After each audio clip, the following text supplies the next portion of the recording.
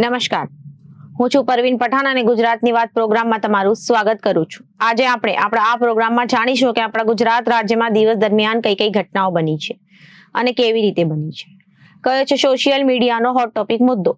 તે સમગ્ર જાણકારી વિસ્તારપૂર્વક આપણા આજના આ પ્રોગ્રામમાં આપણે નિહાળીશું. તો ચાલો જાણીએ અને નજર કરીએ શરૂઆતના મુખ્યના વિશેષ સમાચારો પર.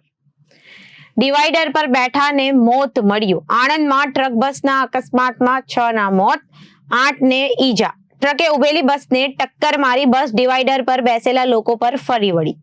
તો બીજી બાજુ ઈ સિગરેટનો જથ્થો જપ્ત. સુરતના અટવાની એક દુકાનમાંથી 2.88 લાખની ઈ સિગરેટ સાથે 2 શખ્સ ઝડપાયા. તો બીજી બાજુ ઉમરપાડામાં આગ ફાટ્યું. ભયાનક દ્રશ્યો સર્જાયા. 2 કલાકમાં 10 ઇંચ વરસાદથી જનજીવન અસ્તવ્યસ્ત, ઠેર ઠેર પાણી જ પાણી.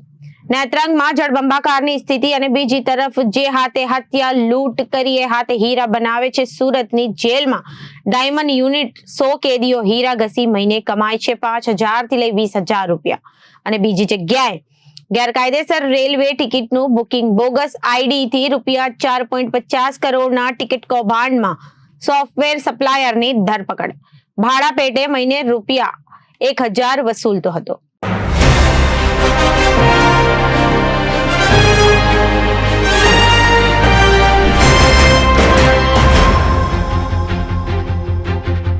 હવે જોઈએ સમાચારો વિગતવાર.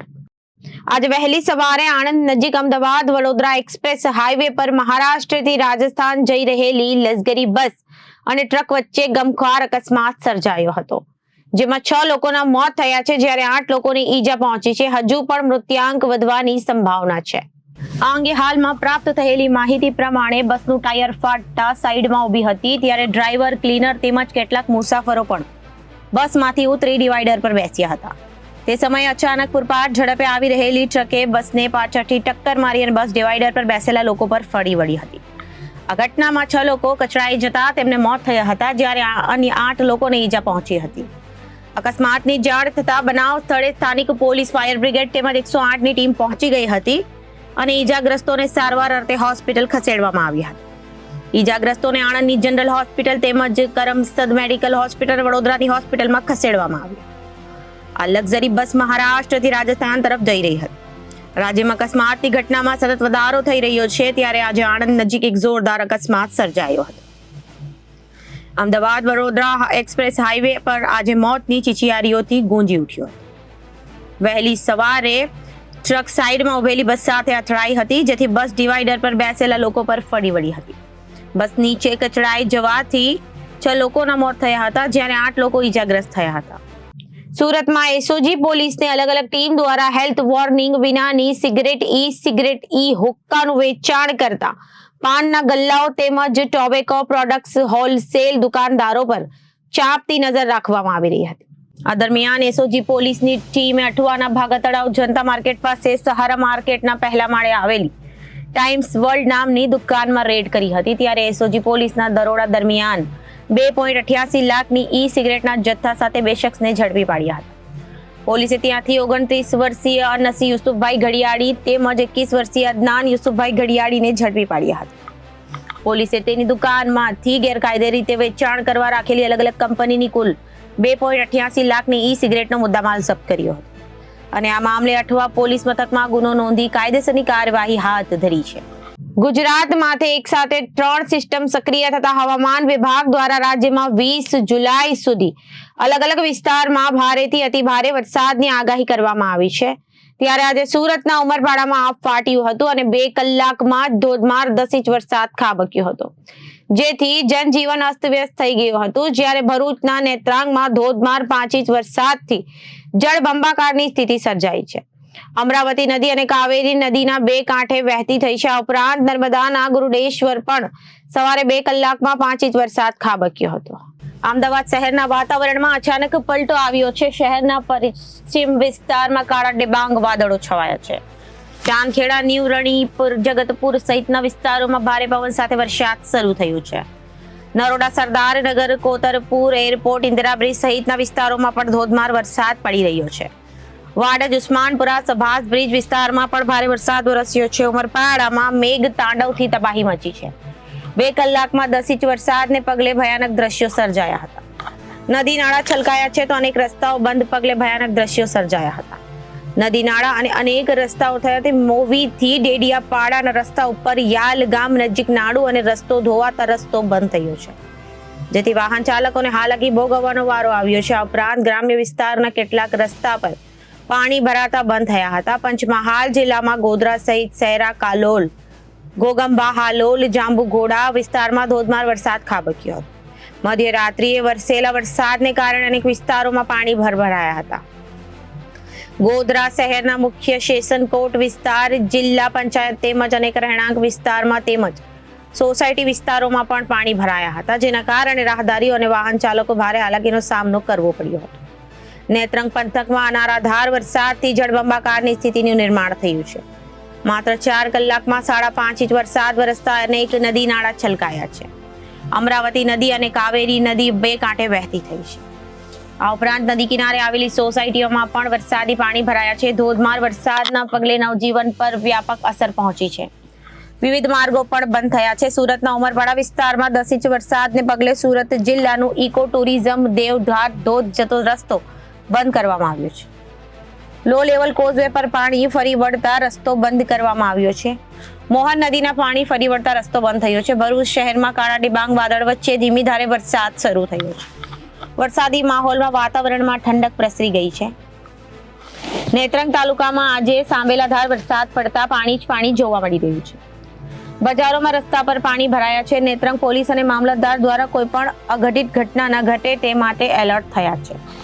ભરૂચના ટ્રાયબલ નેત્રંગ પંથકમાં 5 ઇંચથી વધુ વરસાદ ખાબક્યો હતો, જેથી અનેક જગ્યાએ પાણી ભરાયા હતા તેમજ નવા નીરની આવક થતા નદી નાળા છલકાયા હતા. નેત્રંગની અમરાવતી ખાડી અને કાવેરી નદી બે કાંઠે વહેતી થઈ છે. લુણાવાડા શહેરના સહિત આસપાસના વિસ્તારોમાં ગત મધ્યરાત્રિએ ભારે ગાજવીજ સાથે ધોધમાર વરસાદ ખાબક્યો હતો. રાત્રિના 2 વાગ્યા બાદ વરસેલા વરસાદના કારણે શહેરના નીચાણવાળા વિસ્તારોમાં માંડવી બજાર, હુસેની ચોક, હાટડિયા બજાર, મધવાસ દરવાજા, વરધારી રોડ સહિતના વિસ્તારોમાં ઘૂંટણસમા પાણી વહી રહ્યા છે. બીજા તરફ ધોધમાર વરસાદના કારણે ખેડૂતોમાં ખુશી જોવા મળી રહી છે. ઉમરપાડા તાલુકામાં મેઘરાજાની તોફાની બેટિંગ જોવા મળી રહી હતી. ધોધમાર 4 ઇંચ વરસાદને પગલે પાણી જ પાણી જોવા મળી રહ્યું છે.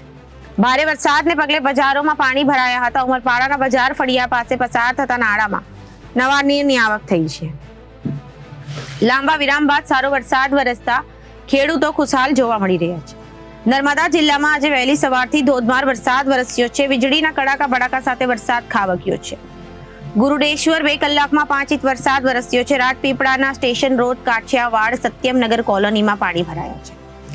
ખેડૂતો કેટલાક સમયથી વરસાદની રાહ જોઈ બેઠા હતા, ત્યારે આજે વહેલી સવારથી ધોધમાર વરસાદ વરસતા ખેડૂતોમાં આનંદ જોવા મળ્યો છે. જિલ્લાના સાગબારા, ડેડિયાપાડા, તિલકવાડા સહિત રાજપીપળા શહેરમાં ધોધમાર વરસાદ ખાબક્યો છે. સુરત જિલ્લાના ઉમરપાડા તાલુકાના મેઘરાજા મહેરબાન થયા છે. ઉમરપાડા તાલુકામાં આજે 2 કલાકમાં 4 ઇંચ વરસાદ ખાબક્યો હતો. ઓલપાડ તાલુકામાં સવારથી ધીમી ધારે વરસાદ વરસ્યો. આજ રોજ ફરી વરસાદની સિસ્ટમ સક્રિય થઈ છે. ઉમરપાડા તાલુકાના ધાણવડ સહિતના ગામોમાં વરસાદ વરસી રહ્યો છે. થોડા દિવસના વિરામ બાદ ફરી વરસાદ વરસતા ખેડૂતો ખુશખુશાલ જોવા મળી રહ્યા છે. આજે સવારે 6 વાગ્યે પૂરા થતા છેલ્લા 24 કલાકમાં રાજ્યના 68 તાલુકામાં વરસાદ નોંધાયો છે, જેમાં સૌથી વધુ મોડાસામાં 90 મિલીમીટર, દાહોદમાં 64 મિલીમીટર, ઉમરપાડામાં 45 મિલીમીટર, ગોધરામાં 38 મિલીમીટર, વીરપુરમાં 37 મિલીમીટર સહિતના રાજ્યોમાં અન્ય તાલુકામાં હળવાથી મધ્યમ વરસાદ વરસ્યો. અને રાજ્યના બનાસકાંઠા, પાટણ, મહેસાણા, સાબરકાંઠા, ગાંધીનગર, અરવલ્લી, ખેડા, અમદાવાદ, આણંદ, પંચમહાલ, દાહોદ, મહીસાગર, વડોદરા, છોટાઉદેપુર, નર્મદા, ભરૂચ, સુરત, ડાંગ, તાપી, નવસારી, વલસાડ અને દમણ, દાદરા નગર હવેલી તેમજ સૌરાષ્ટ્રના સુરેન્દ્રનગર, રાજકોટ, જામનગર, પોરબંદર, જૂનાગઢ, અમરેલી, ભાવનગર, મોરબી, દ્વારકા, ગીર સોમનાથ, બોટાદ, કચ્છ અને દીવમાં મોટા ભાગના સ્થળોએ ગાજવીજ સાથે હળવાથી મધ્યમ વરસાદની સંભાવના છે. સુરત સિટી દેશ વિદેશમાં ડાયમંડ સિટી તરીકે પ્રખ્યાત છે. વિશ્વના 100 માંથી 90 હીરા સુરત સિટીમાં કટ અને પોલિશ કરવામાં આવે છે. અહીં હજારો હીરાના કારખાનાઓ છે, પરંતુ તમને જાણીને નવાઈ લાગશે કે હીરાનું યુનિટ સુરતની લાજપોર સેન્ટ્રલ જેલમાં પણ કાર્યરત છે. અહીં રત્ન કલાકાર બીજું કોઈ નહીં પણ જેલમાં સજા ભોગવી રહેલા કેદીઓ છે. દેશ અને વિદેશમાં રહેતા લોકો જે હીરાની જ્વેલરી પહેરે છે, તેઓને અંદાજ પણ નહીં હોય કે આ હીરા જેલના કેદીઓએ પોલિશ અને કટિંગ કર્યા હશે. સુરતની જેલમાં તેમની જ્વેલરીમાંના હીરાને કાપીને પોલિશ કરવામાં આવ્યા છે. અહીંના કેદીઓ હીરાને કટિંગ અને પોલિશ કરીને 5,000 થી 20,000 રૂપિયાની કમાણી કરે છે. શહેરના સચિન વિસ્તાર ખાતે આવેલી લાજપોર સેન્ટ્રલ જેલમાં આમ તો લૂંટ, ચોરી, હત્યા સહિતના અન્ય ગુનાઓમાં સંડોવાયેલા આરોપીઓ સજા ભોગવી રહ્યા છે, પરંતુ તેઓ દ્વારા જેલની અંદર ખાસ ડાયમંડ યુનિટ ચલાવવામાં આવે છે. આ યુનિટની ખાસ વાત એ છે કે જે લોકો લાલચમાં આવીને એક સમયે ચોરી જેવા ગુના આચરી ચૂક્યા છે તેવા લોકો હવે તેમના હાથથી સૌથી કિંમતી હીરાનું કટિંગ અને પોલિશિંગ કરી રહ્યા છે. રોજના 100 જેટલા કેદીઓ હીરા કટિંગ અને પોલિશિંગ કરી રહ્યા છે. ડાયમંડ યુનિટમાં રત્ન કલાકારો જે રીતે હીરાને આકાર આપે છે તેવી જ રીતે જેલની અંદરના યુનિટમાં આ કેદીઓ હીરાનું કટિંગ અને પોલિશિંગ કરી રહ્યા છે. જેલની અંદર સજા ભોગવી રહેલા કેદીઓ જ્યારે જેલથી બહાર નીકળે ત્યારે ગુનાહિત પ્રવૃત્તિથી દૂર રહીને રોજગારી મેળવી શકે તે માટે સ્કિલ ડેવલપમેન્ટ જેલની અંદર તમામ કેદીઓ માટે કરવામાં આવ્યું છે. જે હાથે ગુનાહિત પ્રવૃત્તિ કરતા હતા આજે તે હાથ લાખો રૂપિયાના હીરા કટિંગ અને પોલિશિંગ કરી રહ્યા છે. હીરાને આકાર આપી તેઓ પોતાના પરિવારનું ગુજરાન ચલાવી રહ્યા છે. જેલમાંથી ટ્રેનિંગ લઈ જે કેદીઓ જ્યારે જેલની બહાર નીકળ્યા ત્યારે હીરાના કારખાનામાં નોકરી પણ મેળવી ચૂક્યા છે. આ અંગે જેલના અધિક્ષક જૈન દેસાઈએ જણાવ્યું હતું કે આપણે જાણીએ છીએ કે સુરત ડાયમંડ સિટી છે. તેના ભાગરૂપે કેદીઓને સ્કિલ ડેવલપમેન્ટ માટે લાજપોર સેન્ટ્રલ જેલ ખાતે ડાયમંડ યુનિટ ચાલે છે. અહીં ડાયમંડ કટિંગ અને પોલિશિંગ કરવામાં આવે છે. અહીં કેદીઓને રોજગારી મળી રહે છે અને તેઓ પોતાના પરિવારને મદદ કરી શકે અને હાલ 100 જેટલા બંદીવાનો હીરા કટિંગ અને પોલિશિંગ કરી રહ્યા છે. આ તમામને અહીં તાલીમ આપવામાં આવે છે અને સ્કિલ ડેવલપમેન્ટ કરવામાં આવે છે. સુરતમાં 5,000 થી લઈ 7,000 અને પછી 20,000 સુધી આ કેદીઓ કમાય છે. બોગસ આઈડી થી રૂપિયા 4.50 કરોડની ટ્રેન ટિકિટ બુક કર્યા હોવાના મામલે સુરત ઉમરા પોલીસે એકતા ટ્રાવેલ્સને રેલવે ટિકિટ બુકિંગનું સોફ્ટવેર સપ્લાયર કરનાર આરોપી રાજુની ધરપકડ કરી છે. આરોપી ટિકિટ બુકિંગનું સોફ્ટવેર 6 જેટલા લેપટોપમાં ફિટ કરીને સોફ્ટવેર દીઠ 5,000 રૂપિયાની રકમ એમ કુલ 30,000 લીધા હતા. એટલું જ નહીં, માસિક 1,000ની રકમ ભાડા પેટે વસૂલ કરતો હતો.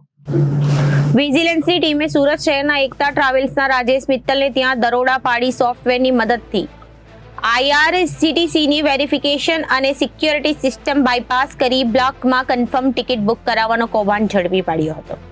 આ સમગ્ર મામલે સ્થાનિક પોલીસને સાથે રાખી વિજિલન્સની ટીમે રાજેશ મિત્તલના ઘરે દરોડા પાડીને કુલ 973 બોગસ આઈડી, 5 લેપટોપ સહિત 5 હાઈ સ્પીડ રાઉટર જપ્ત કર્યા છે. વિજિલન્સની ટીમને નેક્સસ અને ગડર નામના 2 સોફ્ટવેર પણ મળી આવ્યા. આરોપી રાજેશ મિત્તલ આ જ સોફ્ટવેરની મદદથી અત્યાર સુધીમાં 4.50 કરોડ રૂપિયાની કિંમતની ટિકિટ બુક કરાવી હોવાનું પોલીસ તપાસમાં બહાર આવ્યું. આ અંગે ઉમરા પોલીસે વધુ તપાસ હાથ ધરી છે. આ સોફ્ટવેર રાજેશ મિત્તલને સપ્લાય કરનાર રાજુ પંડિતની ઉમરા પોલીસે ધરપકડ કરી છે. સમગ્ર મામલે વિજિલન્સ વિભાગમાં ઇન્સ્પેક્ટર તરીકે ફરજ બજાવનાર સુધીર શર્માએ ઉમરા પોલીસ મથકમાં ફરિયાદ નોંધાવી છે, જેના આધારે પોલીસે તપાસ શરૂ કરી છે. એકતા ટ્રાવેલ્સના સંચાલક દ્વારા આ સોફ્ટવેરની મદદથી ગેરકાયદેસર રીતે ટિકિટ બુકિંગ કરવામાં આવી છે. મૂળ ઝારખંડના અને હાલ સુરત શહેરના ગોળાદરા વિસ્તાર ખાતે રહેતા રાજુ યુવરાજ પંડિતની ઉમરા પોલીસે ધરપકડ કરી છે.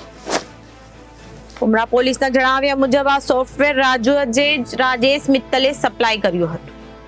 આ ટિકિટ બુકિંગનું સોફ્ટવેર છે જે 6 જેટલા લેપટોપમાં ફિટ કરીને સોફ્ટવેર દીઠ 5,000ની રકમ મળી કુલ માસિક 30,000ની રકમ તે મેળવતો હતો. એટલું જ નહીં, અન્ય કયા લોકો સોફ્ટવેર વેચાણમાં સામેલ છે તે અંગેની તપાસ ઉમરા પોલીસે શરૂ કરી દીધી છે. તો અત્યારે ગુજરાતની વાતમાં વિરામ લઈએ. વધુ સમાચારો માટે જોતા રહો જનાદેશ ન્યૂઝ. નમસ્કાર.